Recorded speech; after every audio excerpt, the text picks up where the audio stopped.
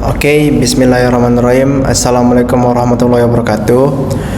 Perkenalkan, nama saya Jidan Delvinendra, perwakilan dari kelompok 1. Di sini saya akan sedikit membahas tentang pengembangan aplikasi Pendidikan Pintar untuk monitoring karakteristik perkembangan anak berlandaskan prinsip-prinsip Islam terpadu untuk SDIT Al-Munir. Nah, untuk latar belakangnya sendiri itu didasarkan kepada perlakuan atau sikap seorang siswa yang sedang berada di sekolah. Nah, seperti yang kita tahu bahwa anak sekolah dasar itu cenderung memiliki pola perubahan sikap yang dari awal dia masuk sampai saat ini itu cenderung ada perubahan sikap di dalamnya. Nah, jadi kami itu fokusnya itu di SDIT Al-Munir. Kami ingin gimana sih cara anaknya ini supaya dia itu tidak hanya memfokuskan kepada pendidikan saja, tetapi juga fokus kepada akhlak atau sikap dan perilaku. Nah, jadi di aplikasi ini kami ingin mencoba untuk mengembangkan sebuah aplikasi yang dapat memonitoring sang anak, dan itu akan dicatat dalam sebuah aplikasi pintar. Nah, kemudian rumus masalahnya yaitu aplikasi ini yaitu mampu merancang perkembangan atau mampu memantau perkembangan sang anak. Kedua, yaitu adalah indikator karakter Islami yang akan digunakan sesuai dengan prinsip sekolah SDIT Al-Munir. Kemudian nomor 3 yaitu cara integrasi antara guru dan orang tua. Jadi guru dan orang tua itu memiliki peran yang cukup penting dalam pemantauan perkembangan sang anak. Kemudian untuk fiturnya sendiri itu mendukung fitur pencatatan, analisis, dan pelaporan.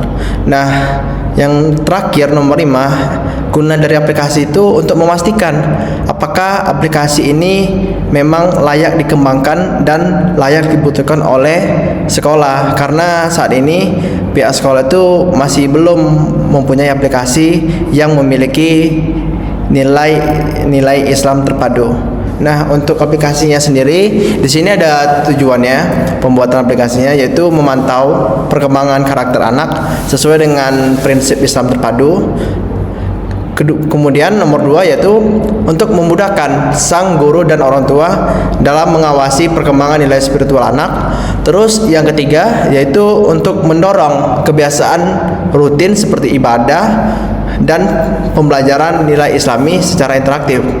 Dan terakhir nomor 4, guna dari aplikasi ini yaitu untuk meningkatkan efektivitas komunikasi dan kolaborasi antara guru, orang tua, dan anak dalam pembelajaran karakter Islami.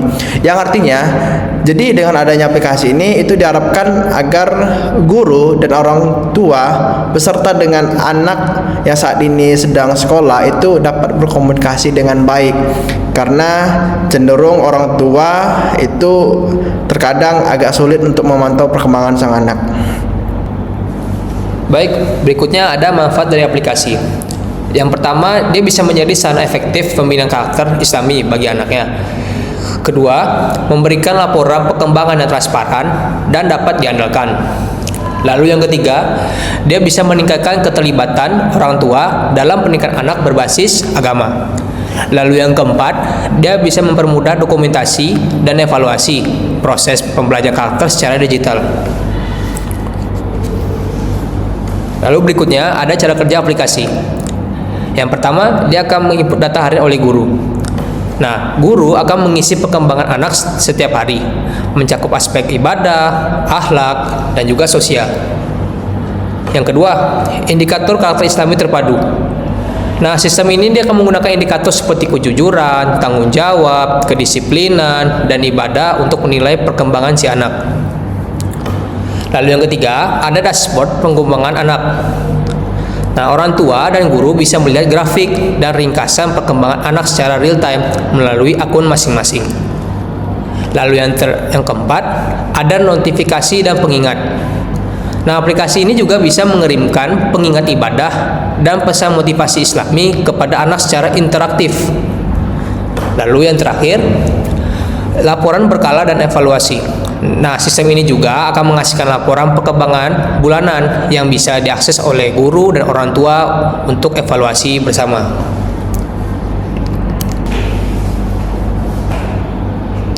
Baik, ini adalah berupa gambar dari mitra aplikasi SDIT Al-Munir. Di sini kami sudah koordinasi kepada kepala sekolahnya, tepatnya di SDIT Al-Munir, tentang rancangan kami untuk membuat aplikasi sistem kami di sekolah tersebut.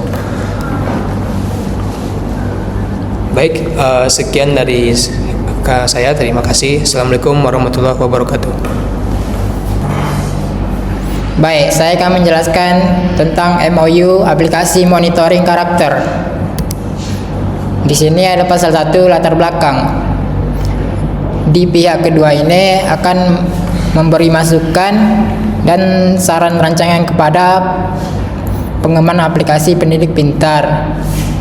Lalu pihak pertama nanti memiliki kemampuan dalam pengembangan aplikasi pendidikan pintar. Nah, di sini nanti ada para pihak sepakat untuk bekerjasama dalam pengembangan aplikasi pendidikan pintar. Lalu pasal 2, ruang lingkup. Di sini nanti memiliki pengembangan aplikasi pendidikan pintar untuk monitoring karakteristik perkembangan anak. Lalu fitur utamanya ada perkembangan karakter Islam, memiliki akhlak mulia, hafalan Al-Quran, dan doa harian. Lalu aplikasi dapat diunduh melalui perangkat Android maupun website. Lalu pasal 3, tujuan dan manfaat. Membantu, memantau, dan membentuk karakter anak. Lalu memudahkan guru dan orang tua dalam menguasai perkembangan nilai spiritual akhlak sang anak. Lalu mendorong kebiasaan ibadah rutin, meningkatkan efektivitas komunikasi antara guru, orang tua, dan anak. Lalu manfaat pengembangan aplikasi menjadi sarana efektif pembinaan karakter Islam bagi anak-anak. Lalu memberi laporan perkembangan yang transparan, meningkatkan keterlibatan orang tua dalam pendidikan anak berbasis agama Islami, mempermudah dokumentasi dan evaluasi proses pembelajaran karakter secara digital. Pasal 4, kewajiban dan tanggung jawab. Pihak pertama menentukan fitur utama seperti monitoring karakter Islami melalui catatan hafalan Al-Quran, pengingat ibadah, dan laporan perkembangan. Lalu proses pengembangan dilakukan bertahap, mulai dari fitur monitoring karakter, input hafalan, notifikasi ibadah, dan pembuatan laporan akhlak.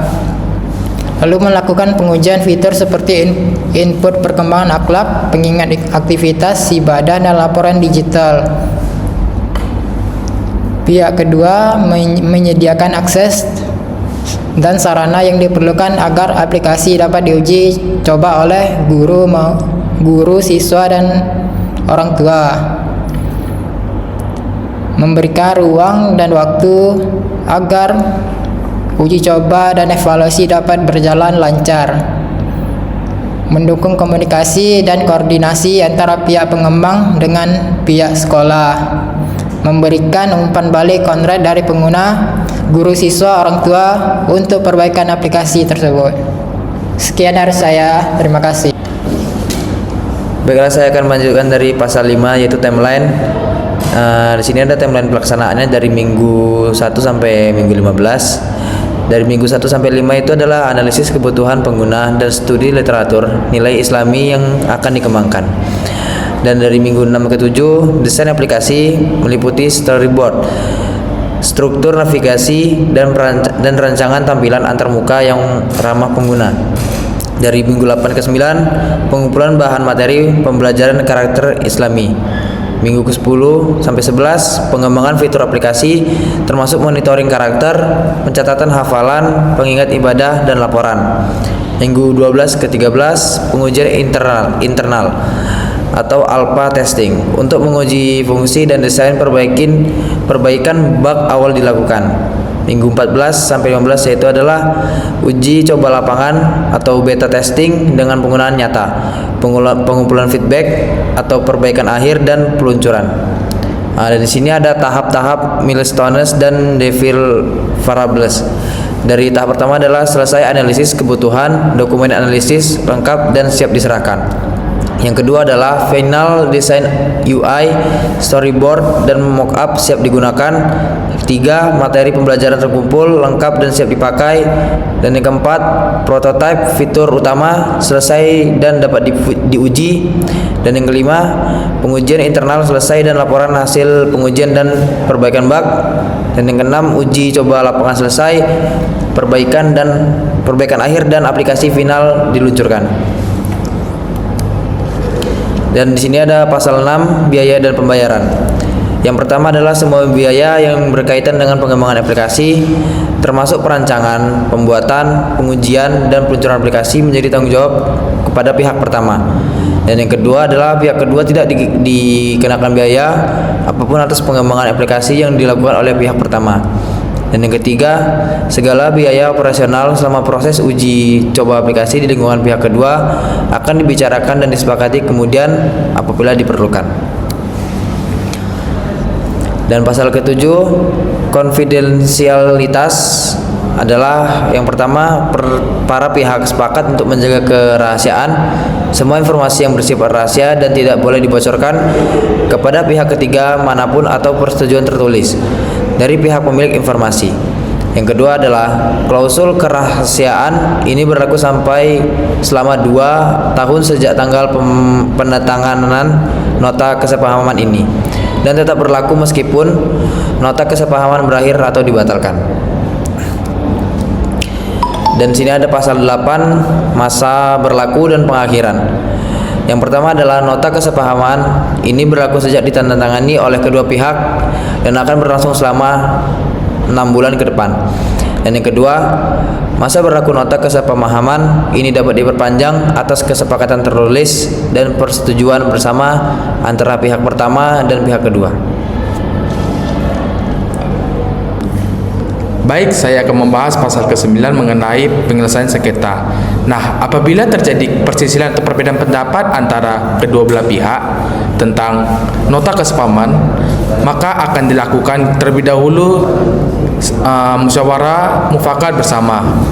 Apabila musyawarah mufakat bersama ini masih belum mencapai kesepakatan, maka para pihak sepakat untuk menyelesaikan pengesahan tersebut melalui mediator yang disepakati bersama.